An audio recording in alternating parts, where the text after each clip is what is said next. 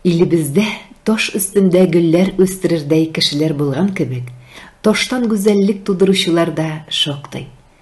Һөнәри бәйрәмегез көнендә җаваплы һәм нәтиҗәле, шул ук вакытта җиңелләрдән булмаган хезмәтегез өчен чын күңелдән олы рәхмәт белдереп, сезгә ныклы сәламәтлек, бәрәкәтле гомер, гаиләгезгә именлек, бәхет, хезмәтегездә яңа проектларыгызның чынга ашуын телим.